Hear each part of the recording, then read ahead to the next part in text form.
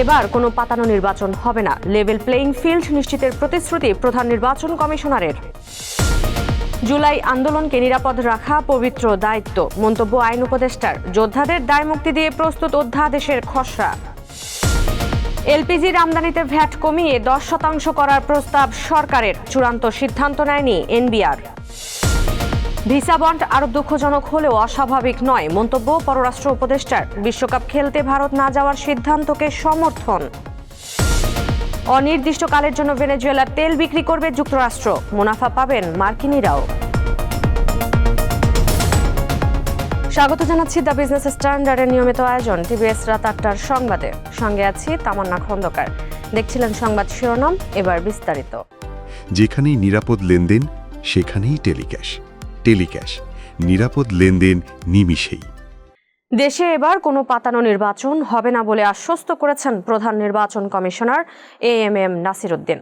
জানিয়েছেন, সবার জন্য লেভেল প্লেইং ফিল্ড নিশ্চিত করবে নির্বাচন কমিশন। 8 জানুয়ারি রাজধানীর আগারগাঁওয়ের নির্বাচন ভবনের প্রাঙ্গণে প্রার্থীদের মনোনয়ন বাতিল ও গ্রহণের বিরুদ্ধে চলমান আপিল আবেদনের বুথ পরিদর্শন শেষে তিনি সাংবাদিকদের এসব কথা বলেন। 1% ভোটারের সই সংগ্রহ করতে গিয়ে স্বতন্ত্র প্রার্থীরা হয়রানিতে পড়েছেন। এ নিয়ে দৃষ্টি আকর্ষণ করা হলে প্রধান নির্বাচন কমিশনার বলেন, ইলেকশন কমিশন হল অ্যাফিলিয়েট অথরিটি। রিটার্নিং অফিসাররা যে সিদ্ধান্ত দেন যদি বাতিল হয় তাও আমাদের কাছে আপিল করা যেতে পারে। জুলাইকে নিরাপদ রাখা পবিত্র দায়িত্ব বলে মন্তব্য করেছেন আইন ও ক্রীড়া উপদেষ্টা ডক্টর আসিফ নজরুল।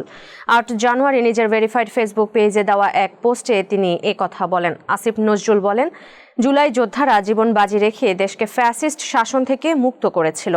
অবশ্যই তাদের দায় মুক্তির অধিকার রয়েছে।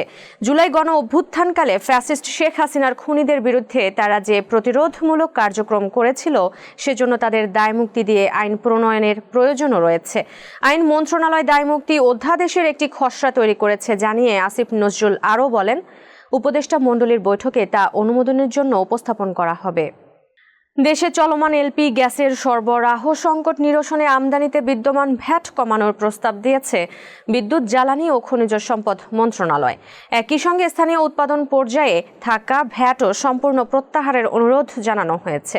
8 জানুয়ারি জ্বালানি ও খনিজ সম্পদ বিভাগ থেকে এনবিআর চেয়ারম্যান আব্দুর রহমান খানকে এ সংক্রান্ত একটি চিঠি পাঠানো হয়। এতে এলপি গ্যাসের আমদানি পর্যায়ে বিদ্যমান 15% ভ্যাট কমিয়ে 10% নামিয়ে আনার প্রস্তাব করা হয়েছে। এনবিআর ভ্যাট বিভাগের একজন সিনিয়র কর্মকর্তা নাম প্রকাশ না করার শর্তে দ্য বিজনেস স্ট্যান্ডার্ডকে বলেন, আমরা এ বিষয়ে একটি চিঠি পেয়েছি, প্রস্তাবটি আমাদের পর্যালোচনায় রয়েছে, তবে এখন পর্যন্ত এ বিষয়ে কোনো সিদ্ধান্ত নেওয়া হয়নি।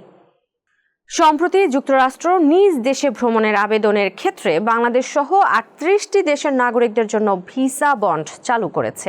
এর ফলে দেশটিতে প্রবেশের আবেদনের সময় বন্ড দিতে হবে তালিকায় থাকা দেশগুলোর নাগরিকদের। এই তালিকায় বাংলাদেশের নাম থাকাটাকে স্বাভাবিক হিসেবে দেখছেন পররাষ্ট্র উপদেষ্টা মোহাম্মদ তৌহিদ হোসেন। পাশাপাশি বিষয়টি দুঃখজনক ও কষ্টকর বলেছেন তিনি। 8 জানুয়ারি পররাষ্ট্র মন্ত্রণালয়ে এক ব্রিফিংয়ে এসব মন্তব্য করেন তিনি। এদিকে ক্রিকেটার মোস্তাফিজুর রহমান ও আইপিএল ইস্যুতে ক্রীড়া মন্ত্রণালয়ের সিদ্ধান্তে পররাষ্ট্র মন্ত্রণালয়ের পূর্ণ সমর্থন রয়েছে বলে জানিয়েছেন উপদেষ্টা মোহাম্মদ তৌহিদ হোসেন। এই ঘটনার কারণে ভারতের সঙ্গে বাণিজ্যিক সম্পর্কে কোনো প্রভাব পড়বে না বলেও নিশ্চিত করেছেন তিনি। ভেনেজুয়েলার জ্বালানি তেল বিক্রি অনির্দিষ্টকালের জন্য নিজেদের নিয়ন্ত্রণে রাখার ঘোষণা দিয়েছে যুক্তরাষ্ট্র। 7 জানুয়ারি যুক্তরাষ্ট্রের জ্বালানি বিষয়ক মন্ত্রী ক্রিস রাইট এ ঘোষণা দেন। মায়ামিতে যুক্তরাষ্ট্রের বহুজাতিক বিনিয়োগ ব্যাংক ও আর্থিক সেবাদাতা প্রতিষ্ঠান গোল্ডম্যান সাকস আয়োজিত এক জ্বালানি সম্মেলনে ক্রিস রাইট বলেন, আমরা ভেনেজুয়েলা থেকে আসা অপরিশোধিত জ্বালানি তেল বাজারজাত করতে যাচ্ছি। প্রথমে মজুদ থাকা তেল এবং পরে দেশটির উৎপাদিত সব তেল অনির্দিষ্টকালের জন্য আমরাই বিশ্ববাজারে বিক্রি করব। এই বিক্রি থেকে পাওয়া অর্থ মার্কিন ও ভেনেজুয়েলার জনগণের কল্যাণে ব্যবহার হবে বলেও জানান তিনি। দর্শক, এই ছিল টিভিএস রাত 8টার সংবাদে। এতক্ষণ সাথে থাকার জন্য ধন্যবাদ সবাইকে।